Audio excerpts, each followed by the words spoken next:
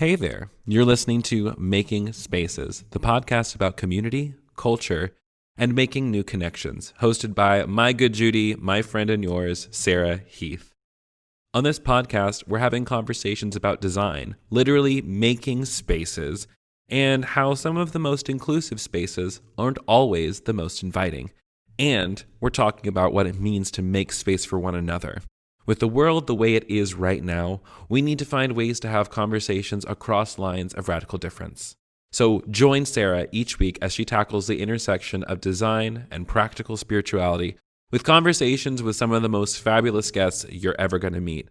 Some will talk about actual design, some of us will talk about relational design, but no matter what, it's an incredible time. So grab yourself a cup of whatever you like, and welcome to Making Spaces with Sarah Heath. I mean, you're dealing with, in a lot of cases, boomer or older white people who have money and who had power or titles that were powerful in their jobs. And so that group of people has a very tough time quarantining themselves right now, let alone letting go of their church buildings and their status within the church. So yeah, there's a lot of panicky, white-knuckled kind of grasps at what was. Dave earlier today had mentioned this, and he's talked a lot about this, but liturgy being the work of the people. And I think the more I've heard Dave talk about liturgy, the more I'm convinced that what we do with parish properties, what we care about with community, is we want to see a work of the people done with buildings. And that's what we're bringing to churches, is to say, hey, you're in a specific place, in a specific neighborhood with a specific people. Why not create or recreate your building to represent that group of people? And that's, if churches are open to that, I mean, that's when it gets super exciting. And that's when inclusivity just happens, because people are aware of who their neighbor is. There is no denying that 2020 has been the year of disruption, some much needed disruption. As systems of privilege are being called out through the work of Black Lives Matter, and COVID-19 is teaching us that our health is tied to each other, we are rethinking what community looks like and what leadership in those communities should look like. Something new is being born, but we are in that liminal space. The question has become, how do you make space for what could be while caring for what is? This week, I'm excited to share with you my conversation with Dave Harder and Bryce Dymond, two people asking that very question. Dave and Bryce help run a company called Parish, which defines its work as being driven by the concern for the environment, spiritual health of a community, financial sustainability, and social impact. They help churches think through how to develop their space in a way that is sustainable, not just for the church community, but for the neighborhood they inhabit. This conversation could not be more timely, as the idea of gentrification and colonization is rightfully at the forefront of any space-making conversation. So please enjoy the conversation and stick around for a couple of takeaways, as well as the weekly inspirational quote. We kind of just let the conversation go wherever we want it to go. Speak normally, eh? Yeah, speak normally. Please use A as much as possible, considering that is my native tongue. Nice. All right, well, the first question, and I'll start asking, maybe Bryce, if you could answer this first, and then Dave. The question I ask everybody is, where is your favorite space and why? And I always give the disclaimer, because I think it's important, it doesn't have to be your absolute favorite, because I think sometimes we get caught up in the word favorite. Right. Yeah, I was thinking about this long and hard last night, because I like to get out and I like to travel and I like to see new places and I like to be a regular. So I was thinking more grand than maybe local. But there's a boardwalk in Quebec City that runs along the St. Lawrence River, and the St. Lawrence River in that at Quebec City is huge. It's wide. It's the widest it is before it reaches the ocean, and it's just a gorgeous space. The boardwalk is also wide. We're above the river by, I don't know, probably 100, 200 feet anyways. And I just love the opportunity to see such an expanse. And great for sunsets, great for sunrises. So that's probably the one that popped out the most for me. Oh, I love that. That's beautiful. What about you, Dave? Yeah, for me, I went more of the local roots. I love that Bryce and I did not come up at the same spot, which is always good because we do so much together. So, there's as a neighborhood guy, which is kind of what I'm referred to in my community. I deeply love those spaces where I get to bring my whole self into it, and where I'm a known character and kind of get to enter that space and kind of like that Cheers, the kind of the old Cheers mindset of just being known. Everyone knows you. So that spot for me is a local coffee shop in our neighborhood called Arlington 5. And it's where I do lots of my work. It's where I get to drink and experience good coffee because I'm a huge coffee snob. But I get to go behind the till and make my own coffee and just kind of own the space as it is my own. So it feels like home to me. And so not just do I get to consume a product, which I think most of us view businesses like, but I actually get to go in as someone who's a character, and it feels a bit like home. Oh, you get to be a part of it. It's not just like I'm far away from this. It's also like I'm part of this. I'm part of it. I'm part of the fabric of care. Kind of love that it's exhibiting in the neighborhood. Has the staff all accepted the fact, Dave, that you're behind the till? Some give me the odd looks and go, "What's he doing here?" But yeah, most know this. It's the Dave factor, they call it, and it's just what happens. So they just expect you. They just acknowledge it. Yeah. I love it. It's interesting because people have taken this question all over the place. So like a global understanding, or maybe like someone said their bed. My bed is my favorite place. And I thought, wow. That's great. And for them, it was because that's where their family gathers in the morning and in the evenings. Right. So it becomes sort of this sacred space. And I thought, I like that. I like that. It's good. Yeah. Yeah. In this time, it's definitely challenging when you don't have those spaces. Yeah. So that's hard. A lot of what has been interesting is doing this recording. So we're recording this one we're still in quarantine for COVID, which looks all kinds of different ways for different areas. You guys are you both in the Toronto area? No, both in Ottawa. Both in Ottawa. Okay. Yeah. So yeah, we're on a form of lockdown. People can still go for walks, but most of the stores and restaurants and businesses have been shut down. Have they been shut down where you can't even get takeout? No, there's some that like quote unquote essential services are open still. So there is, even coffee shops have some takeout options, but there's other coffee shops or restaurants that have shut down completely. But at least the breweries are open and are delivering beer to your door. So yeah, that's very Canadian and important. I also need to point out a fun thing about this is that Bryce and Dave know this, and not everyone knows this about me. I'm Canadian until I was 14. So I grew up in Northern Ontario, and then I moved to Mississippi, and then I have a British. That's a change. That's a culture shock. It was. It had some lovely and challenging and different, and anyway. So I say all that to say, my accent hops on with whoever I'm talking to. So tomorrow, that's so good. I know. Tomorrow I'm recording with a girl good friend of mine who's a designer, and she's from the South. Okay. And so I'm just going to say to people, like, if my drawl is coming. Oh my gosh, if my British or my Southern or my Canadian, it's not that I'm mocking people. It's that I literally have all three of those accents happening in my mouth at the same time. And it's embarrassing. But it is what it is. And people point it out all the time. They're like, I'll listen to one episode and your accent sounds one way. And then I'm like, I know. It's the worst. It's the worst. And how long have you been on the coast for? I have lived in California since 2005. Okay. Yeah, because I can hear a little Cali accent in there too. Really? Oh, yeah. I'll take that. I don't know what that means, but I'll take it. Nice. So you guys, I would love to give a little background of both of you were pastors, not in the same community. Is that right? Correct. Yep, that's right. And then you came to really help people think about their church property as so much more than just a property. And sort of what that has done is opened the property to more than just those who that was their community. So I'd love for you guys to just, however you want to do it, hop in and share just a little bit about how that happened.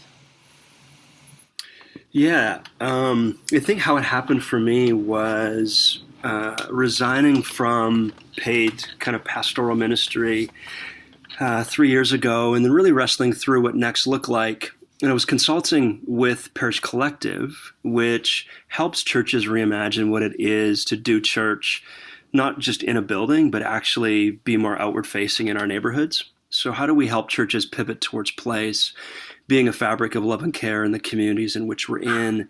The realities of people attending Sundays is shifted. So my neighbors are not thinking about where to go to church on Sunday mornings. So what does it look like in this new cultural moment to be the church? And I think neighborhood is a way in which we can engage and do that. So I would consult with churches, and in consulting, literally every church I would consult in, they brought up kind of the biggest liability or the noose around their neck towards mission was this building called their church, and dealing with issues of deferred maintenance, low volunteerism. It was kind of taking all the energy of the congregation to maintain this building.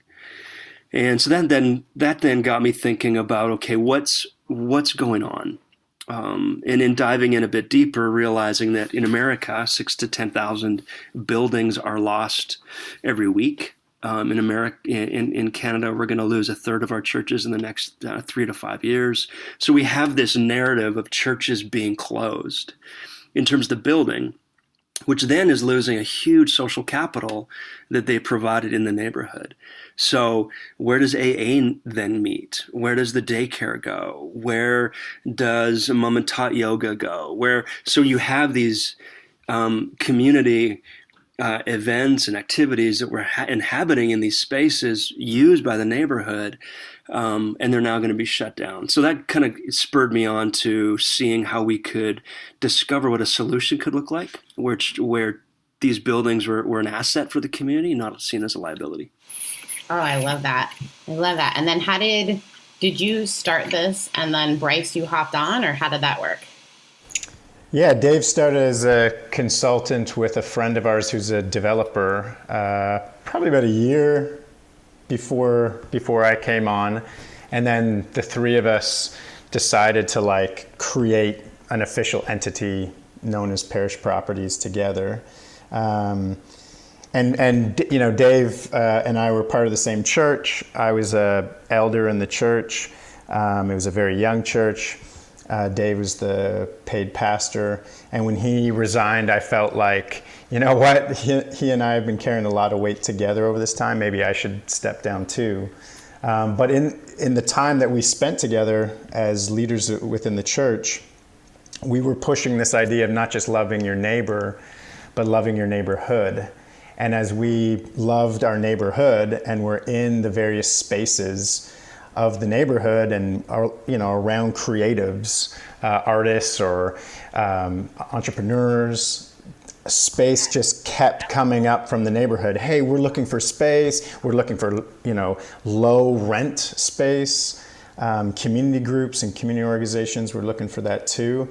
And so I then began to see church buildings as an asset instead of being an anchor that is just drawing people to a halt. So that's where my interest started. And then when Dave and Rodney were already up to these things, consulting with churches, mostly like mainline aging churches, I thought, oh, okay, maybe I could get on this too. And so that's kind of my short path. So does the parish or the church or the community that originally used the space, did they maintain ownership of the space in usually, and then the outside sources come in, or kind of how do you guys partner with folks? Yeah, I'll have Bryce kind of talk a little bit about that end, but how to get there, I think, is in some ways important. Because often what a church is dealing with is church buildings are not the most attractive, beautiful. They have beauty, but because it's been neglected for so long, and they're not often the most welcoming. Oh, you're preaching to me right now. So you don't have they're not spaces where there's easy access. People walk by them and they look very uninviting. And then you get in them and it looks like great grandma's living room. Like it's just like the curtains and like it's just so bad. Yeah. So no one really wants those spaces. If you're looking to rent it, like who wants to go in there? So then you're dealing with this massive kind of problem around deferred maintenance where the brick needs repointed. And so where does the money come from? And we kind of always say that there's no amount of bake sales that are going to ever provide enough income to replace the roof. You guys are my new best friends. I'm so excited about this. Like, but literally my heart is like, yes. So you have this massive deferred maintenance bill. You want the space upgraded. You don't have the income to do that. Where is the money going to come from, especially when congregations are declining? So you don't have the endowment that you maybe once had. There is a bit of a scarcity mindset in terms of money. So how do we beautify these spaces? So that's where we call it the hybrid approach, is what if we didn't look at development as the necessary evil to just prolong our death? But what if we looked at it as a way where we can pivot towards providing a space where our neighborhood can utilize this, where it can become a beautiful space, a space where our community actually wants to inhabit it and animate it? So that's where we got into kind of this, what if we do development where the church or denomination maintains ownership of the land, but allows for an increase of capital to where they can actually do the work on the space that needs done. Oh, I love that. I think the building. So our building is gorgeous, and it had these beautiful bones, but it almost became the sort of in the background. People didn't see it because they were so used to passing it by, and the paint had got dingy.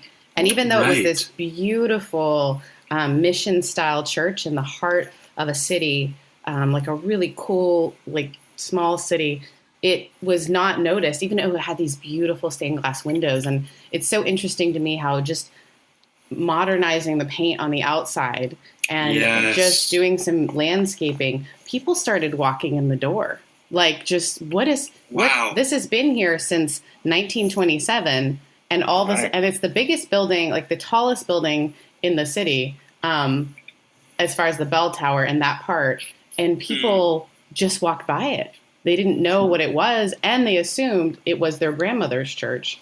And in some ways, the makeup of that church looked like their grandparents. Right, for sure. But what was interesting is these were the most inclusive and affirming people.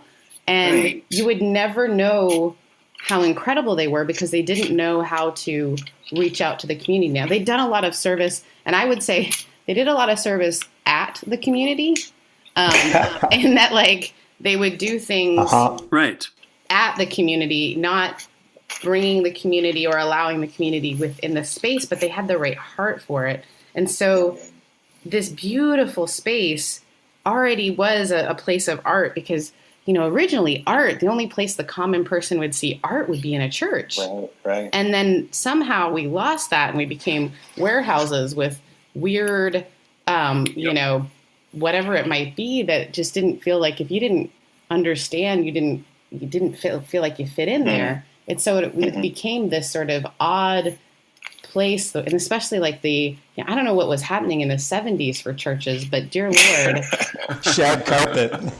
And I'm like all for, like, we could make that look cool, but when it's just like, oh, this isn't on purpose, this just has never been changed. That's an interesting, I love that. Like, because that's the pain that I deal with all the time with my colleagues, we can't afford to do this, and it's the scarcity. That's right. Instead of the opportunity. And it honestly is soul sucking. Like, it really is. We've got the biggest buildings in the biggest cities, guys. You've got the biggest buildings and a huge footprint. We don't, you've got 50 people meeting in a, and I'm talking Canada numbers, 50 people meeting in a sanctuary that seats 700. Like, just the environmental footprint that is taking up. We don't need the space, the amount of space we have. And then we joke around the parking lot where, someone will say, well, how many parking stalls spots do you need? Well, 5 years ago we had this wedding, and it was at the same time that Easter Sunday, and so we need like 250, and we're like, oh my God. And so again, we just don't need the space we think we need. And what would it look like to lower that environmental footprint, but also create a beautiful space that you can inhabit? Oh, I love that. And I think there is this interesting thing that's happening for us right now as churches can't gather in their buildings. Right. We're discovering what church actually is. Yes. Mm-hmm. You know, if you're wondering whether to follow me on buying stocks and whatnot, you just want to think the opposite of what I do. So, for instance, one of my favorite things I said ever was, I can't believe they put cameras in phones. Who's ever going to use that? That was me. The other thing I did was started a podcast and a movement on making spaces so that people could be in proximity with each other, and then a pandemic broke out. So you guys, You're trending. I'm the opposite of trending. But I think what we're discovering is that proximity is different than we think it is. And I think we're understanding this ache in us to be around people. Yes. And to actually be around people that are different than us. I think the fear for a lot of church people, and Bryce, maybe you can speak a little to this, is like, if they come in our space, is it going to change our space? And the faithful answer is yes. Yeah. And that's great. And so when it comes to them in that space or whatever, however, I'm sure you do. I might have read your website several times because I just love this hybrid understanding and model. Would you say one of the hardest things is getting folks to let go of some of the control? I mean, you're dealing with in a lot of cases, you know, boomer or older white people who have money and who had power or titles that were powerful in their jobs. And so that group of people has a very tough time, quarantining themselves right now, let alone letting go of their church buildings and their status within the church. So yeah, there's a lot of panicky, white-knuckled kind of grasps at what was. Dave earlier today had mentioned this, and he's talked a lot about this, but liturgy being the work of the people. And I think the more I've heard Dave talk about liturgy, the more I'm convinced that what we do with Parish Properties, what we care about with community, is we want to see a work of the people done with buildings. And that's what we're bringing to churches, is to say, hey, you're in a specific place, in a specific neighborhood with a specific people. Why not create or recreate your building to represent that group of people? And that's, if churches are open to that, I mean, that's when it gets super exciting. And that's when inclusivity just happens, because people are aware of who their neighbor is.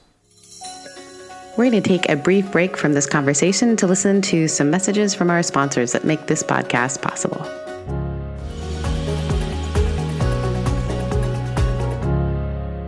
So my church is right next door to an office building that a very large, very famous, the guy wrote a book about our purpose, church is at, and not his original campus, but one of the campuses.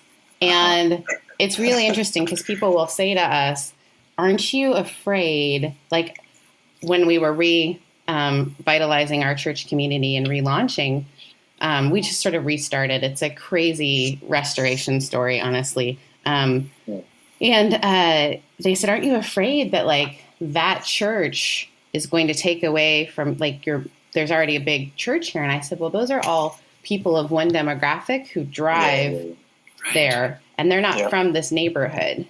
That's it. And that's great. They're playing, one time my friend said this great thing. It said, it's great. They're playing tennis, but we're golfing. Although I would do neither of those. But the idea, like, I feel you. We're playing soccer and they're watching golf. It's a very different mindset and way that we do it. And I absolutely want them to do their community, and it supports what they need, but it's not like our people would never go there, and their people would be like, what the actual living hell is happening if they came into our church, like what is this demographic that we're trying to reach here? Because it's so weird. Like I honestly look around sometimes and I'm like, can you guys just look around at how odd the makeup of this community is? How is this working? Definitely. That's the thing, is that you have to let kind of understanding the idea of this is the work of the people. And that can be really frustrating as a pastor because it means you have to just let it happen as it happens. Whoa. Yep. And there is something that happens too when you change a building, when you revitalize it, it really does change the energy of even the naysayers. Yeah, without a doubt. Like they start to have an energy or a care about their community in a different sort of way. I think one of the things that's been challenging for people to grasp, specifically in the Canadian context, is that decline is happening. It's a hard thing to own. And the On Being, take responsibility for it. Take responsibility for it. The On Being project has done an amazing job of Casper has done a good job of kind of studying how we gather and how that shifted.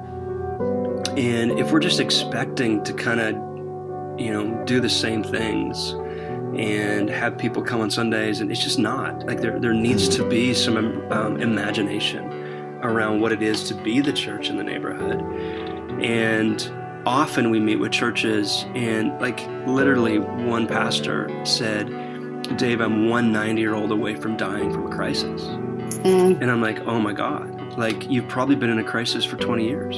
Oh, yeah. But you're just owning now that you might be in one. And like that's a common reality is people are just hanging on. And so I think one of our roles is to go in and just go, you know what? You've been in a crisis for a while and you can't wait. Yeah. The development approach takes time. It's not fast. So if you want to actually, change and shift and evolve and become this, animating presence in your community, there's no better time to start than now. Yeah. And that goes for younger congregations too. I have a buddy who's a pastor in town, and I had told him about what we do and asked him if he and his congregation would be interested in rethinking their building for the good of the neighborhood. And he said, I hope our congregation never gets to the point where we need to have this other revenue stream. And I was thinking, man, like you have a housing crisis in Ottawa, in our city. You have a housing crisis in every city across this country, and probably in the States. Yeah, I'm sure it's the case too. And I'm like, you have a chance to put extra housing, whether through apartments or condos or townhouses, whatever it is, you have the opportunity because the land that you've been privileged with, and you're thinking about how it will only help you financially. I'm like, oh man, we're in real trouble if that's where younger congregations are at. Well, it's the false narrative that somehow tithing is going to maintain us. Oh my gosh, yes. It's the idea, well, we just need to get more butts in the pews. Right. I grew by, quite a bit. We really grew a lot. And yet our giving, we have a lot of people who are traumatized by church or yes. Who have a different sort of understanding of what giving is, or, the housing crisis you're talking about. I live in a really expensive place to live. Right. And so people don't have income. And then I went to this meeting, oh my heavens, and it was for my denomination. And one of these guys says, well, what you need to do is get your older people to give more. And I looked at him, I said, my older people are on a fixed income. Right. They're trying to live in close to proximity to their families, but they can barely afford the care that they are having to have. So I don't understand where you think it's just a bunch of rich folks who are coming in. And even though our neighborhood, there is Newport Beach is right here. I'm really suffering for the Lord where I live, guys. But it is also there are lower income areas that are right by the church, and it really is between the two. And if you're asking me to only try to be a fundraiser with tithing, you're asking me to manipulate people, not for sure. And I think people should invest in it, but what are we giving back to the community? Yeah. If you're giving money, it's kind of like the whole Kickstarter, GoFundMe. What are we doing with it? And I think and it can't just be providing you with a really good social club. No. I love what you're doing. It's amazing. I want to come to your church. Please do. I tell you, it is the hardest thing I've ever done in my life. Yes. It's the most criticism I've ever received and the most also compliments. And it's the hardest thing to go, neither of them have anything to do with me. Yeah. When I first got there, I had this great group so we had 27 elderly folks meet, around 12 to 27, depending on who you talk to, elderly folks meeting in this beautiful church that had gone through all of their external buildings were taken down to build a parking lot because we were out of legality of having a parking lot. And they were beaten down is the only way I know how to describe them. And I would make changes, and there was no office for me on site. They'd torn down all the offices. So I was working in a co-working spot, which I would say actually is what was one of the best things I've ever done ministry-wise. Working around creatives, entrepreneurs, most of the incredible connections I made in the community, and actually some of the great leaders that are part of our community came from that time, just co-working with them. But I would come into the office, and I don't know what it was about my face, but there were a couple of creatives that worked in the front offices, and they would just look at me and go, they don't hate you, they hate change. Right. Yes. Sure. Yes. And I was like, everyone hates me. Oh, no. That's real. Yeah, those decisions had to be made. I had to say, we're not going to build a warming kitchen. We're going to build a spot for kids.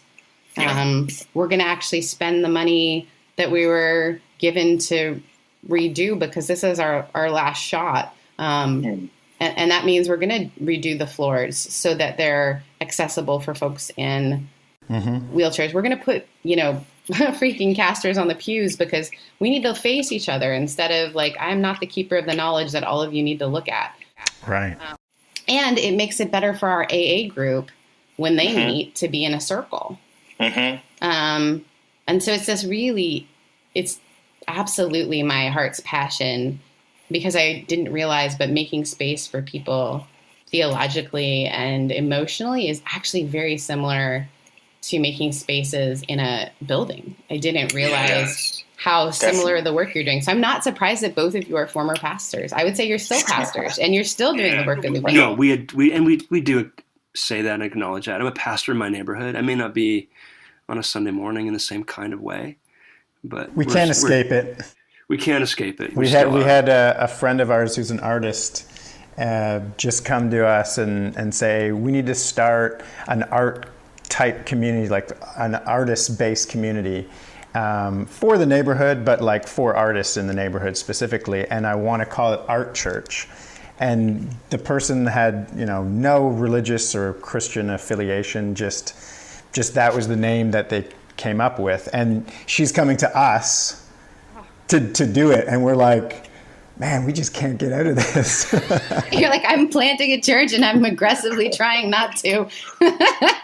I kind of feel that way. I think I don't know if you guys ever watched the Monty Python movies, but there's a few. Yeah, you don't have to admit it, but there's The Life of Brian where this guy's like lying, like he's not the Messiah, but everyone thinks he is the Messiah, and he keeps like saying, stop following me, and he's running around, and they're like, only the Messiah would say stop following me. And I feel that way sometimes. I'm like, people stop following me, and they're like, only someone who wouldn't want us to follow them is the person we should follow. I'm like, this is a mess.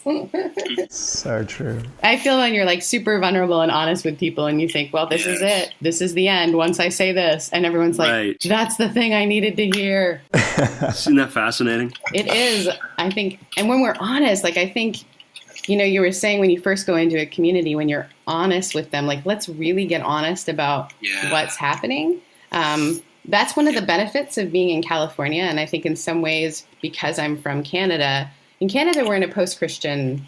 Oh, yeah. No one is wondering like what church you go to. It's not even, I remember telling my friends in Canada that I remember saying I was dating a a good Christian. And my friend was like, I don't know what the F that is. Right. Like, what the hell are you talking about? What the hell? Like, what is that?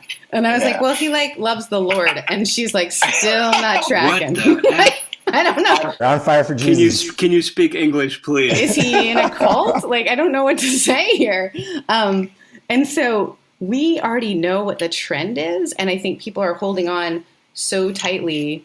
And I think there's this really weird thing, especially we see it in the southeast here of the US, where what if we build a church that's like Six Flags over Jesus and has every component that's already in the community, but we have it in this building. So we have cheerleading camp. We have everything you need. We have a Chick-fil-A in the lobby. We have all these things that's like the opposite of what we're talking about. They're putting more walls and doors around it instead of opening the doors. That's right. And allowing people who aren't of the faith, but are of our tribe as people, as humans. And I think that's going to fail because we've seen it here in a microcosm where, yes, a lot of the mainline churches are dying because everyone's going to like the cool hip church that, you know, is down the street or whatever, but they're just constantly fighting that battle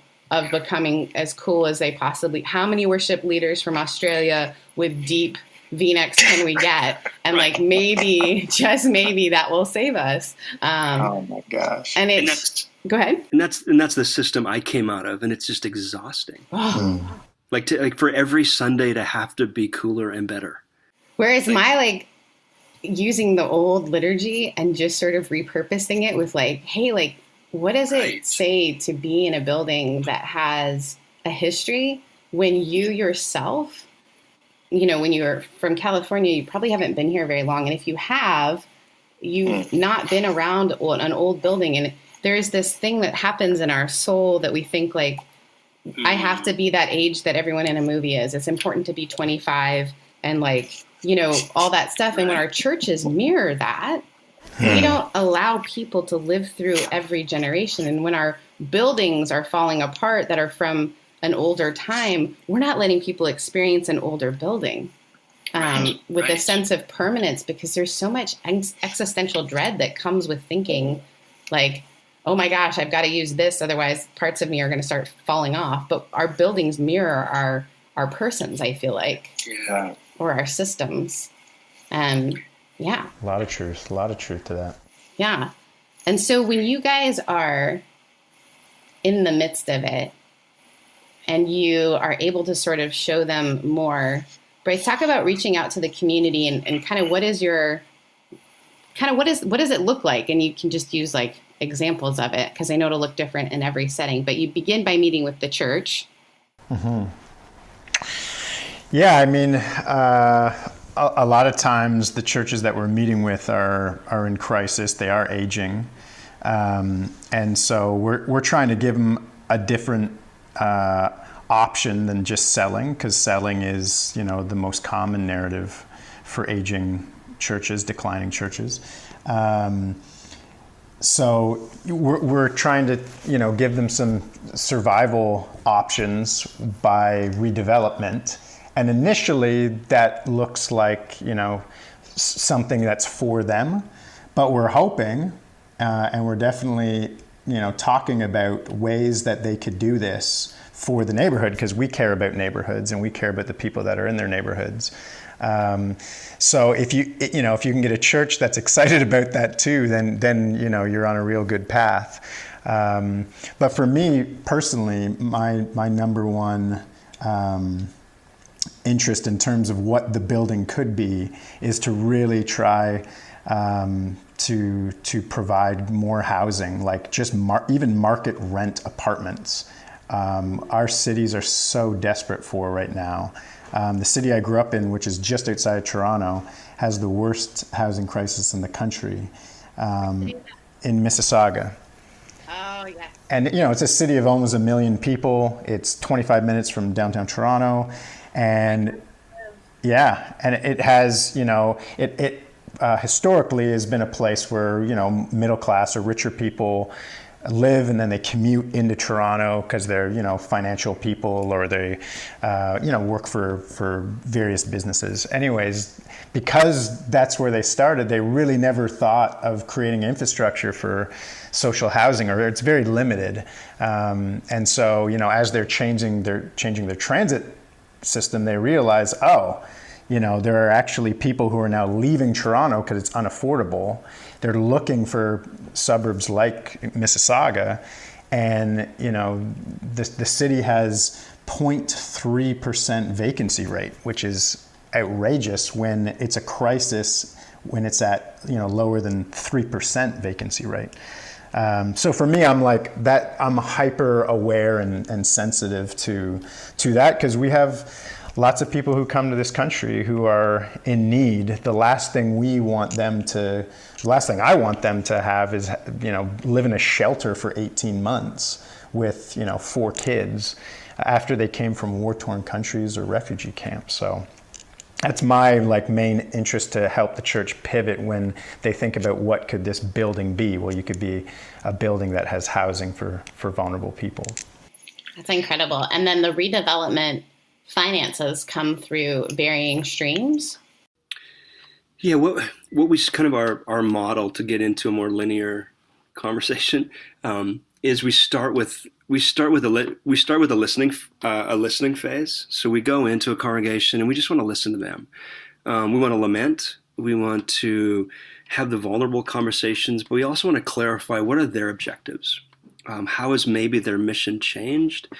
Also, how's the neighborhood changed? In most of these neighborhoods where these buildings are, the neighborhood has shifted. It's not what it was, 50, 75 years ago or more when the church was built. So we listen to the congregation and we listen to the neighborhood and we go, what are the cracks and crevices? How is this church an ecosystem in the neighborhood? What's missing? And is there a way that this church building, in the moving towards a more sustainable model of church, can actually be an asset, be something that the neighborhood could participate and engage in? So, lots of churches will say, well, our objective, we want to be a music venue. Well, then you go out and listen to the neighborhood and they go, well, we've got kind of hundreds of music venues in the neighborhood. So we don't really need another music venue. Okay, so you go back to the church and go, okay, so this is what the neighborhood is saying. Let's reconsider maybe what our space could be.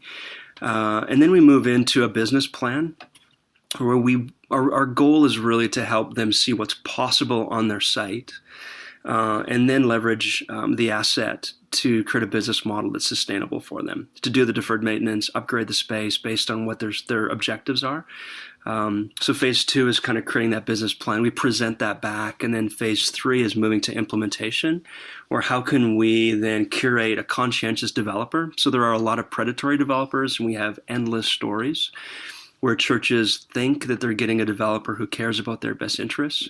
As soon as that title is given over, they do what they want to do, and that often looks like highest and best use. So there's not, the objectives of the congregation are ignored.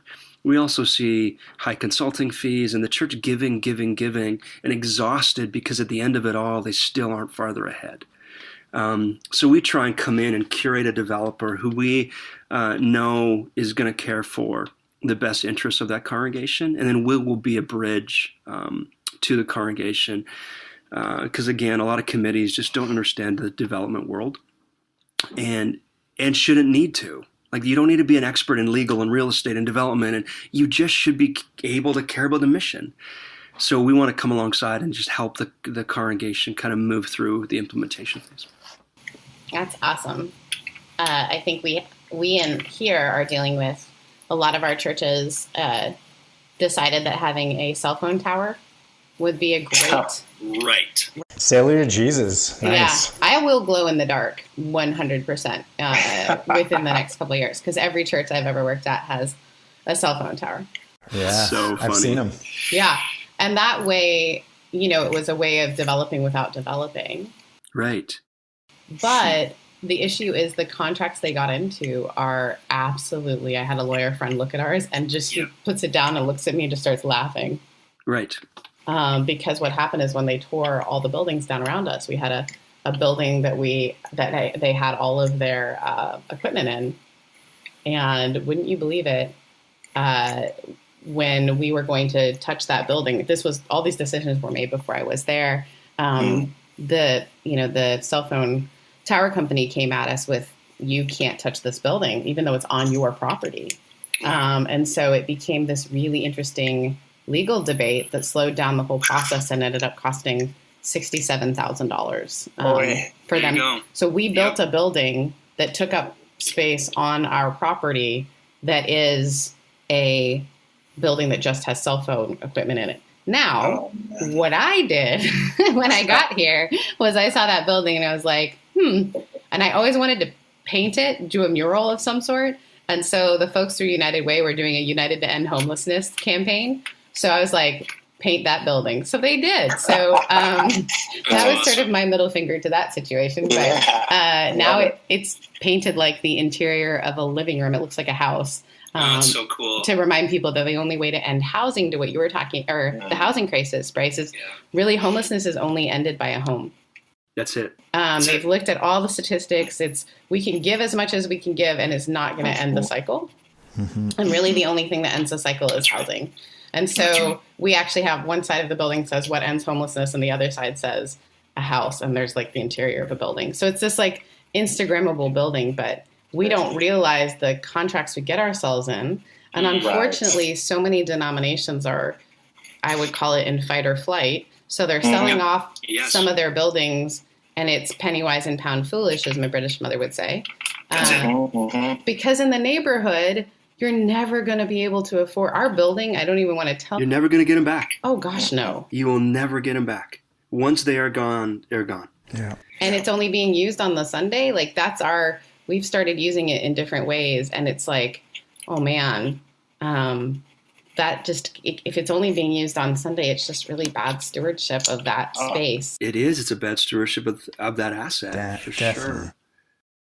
I would love to talk to you guys forever because literally you're talking about my heart. But I want to make sure that we don't have the world's longest podcast. So we're probably going to talk again. But I always like to end with a question of, if there was one thing that a congregation or even a person could do to begin to think about making space for others, a tangible thing, what would you say that is? I know that's such a big question. You got one, Dave? You got an answer? I do. Okay, go for it, man. The thing that I would say is listen to your neighborhood. Don't assume you know. Often what the church does is provides needs that no one's asking for. So if we could actually listen to our neighborhood, when you walk the streets, listening takes a number of different postures. It's not just listening to people talk, but it's looking around at the built environment. It's walking the streets with kind of ears and eyes open, listening to your place, and begin to discover what the cracks and crevices are. What are the broken places? But then also asking, what are the hopes and dreams of God for this place? Because I think what we do is we get stuck asking church questions, and church questions are boring as F. Because it's, do we keep the pews or not? Right. Church questions are insanely boring. Yeah. When we begin to ask neighborhood questions, what are God's dreams for this place? What's broken here? We begin then to see our spaces become an opportunity, a space to reimagine. So start with the neighborhood, and then we can actually become and do, I think, what the community needs. Yeah, I'll kind of start where you left off, Dave, with this idea.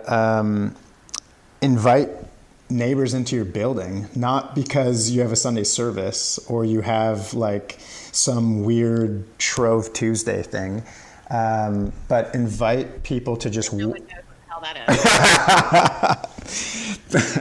that is. Invite them into your space to ask them what they think of it and what works and what wouldn't work. What would you do in this space? And, what couldn't you do in this space? I think that would be quite a experiment to see if the building's functional for neighbors who would be in this space, rather than like esoteric Christians who use that space once a week. It's kind of the idea of making the sacred ordinary and the ordinary sacred. Like what makes sense in this building to you and what doesn't. Oh, I love that. Guys, you have opened up all kinds of thoughts, and I really would love to connect with you again. And I'll make sure to get all of your information on ways that people can connect with you. And I know that right now you guys are in Canada, right? All of your work is in Canada? No, I'm actually working. We're working, just signed a contract with the church in Pasadena. So I can't wait to come and have an excuse to see you. Oh my goodness. That makes me so happy. So actually, many of our contracts right now are coming stateside simply because of the post-Christian reality and this need that's now becoming very apparent within a number of denominations. So we're working with United Methodists. That's me. There's a church in Portland that we're working with right now. Leroy Barber is a really good friend. I love Leroy, of course. So Leroy's a good friend. So we're doing some stuff with them, and then we're working with the Episcopalians, and then UCC. So yeah, we are doing lots in the States, and that's awesome. Not just reserved to Canada. Oh, that's great. And if folks want to reach out to you and kind of imagine more how your building is for your community, literally not the community that's in there yet. And it doesn't just mean you're trying to get folks in the pews. You're trying to get people in a space and get in proximity with each other. I am grateful. Thank you so much for giving me this time as you're in quarantine lockdown. When you come to Pasadena, I will absolutely be offended if we don't. No, I will. I am looking forward to hanging out. And Sarah, thank you for the work you're doing. It's amazing. I'm glad to finally have connected and just, really appreciate the ways in which you're curating space as space for belonging and inclusion and connection, and how beauty matters in those spaces. So I can't wait for us to collaborate on projects. Oh, me neither. I'm really grateful to talk to two folks from my home and native land about things so close to my heart. We need to listen to our neighborhood, not just the people, but also be paying attention to the existing spaces and ask what really is needed and what is missing. I love their idea of inviting neighbors into your building and actually asking them what works and what doesn't work. It's a practical way of listening to the neighborhood as you begin to make space. This week's quote is from Michelle Obama. When crisis hits, we don't turn against each other. We listen to each other. We lean on each other. We are always stronger together. It's a great quote as we begin to think about what does it mean to make space for each other. Making Spaces is edited by Stephen Burnette from the cult Popcast. The introduction music is It Can Be Done by Ari via Epidemic Sound. If you like this podcast, please subscribe on Apple Podcasts, Google, Spotify, or wherever you listen, and leave us a review. It helps other listeners find us and let us know that we're on the right track.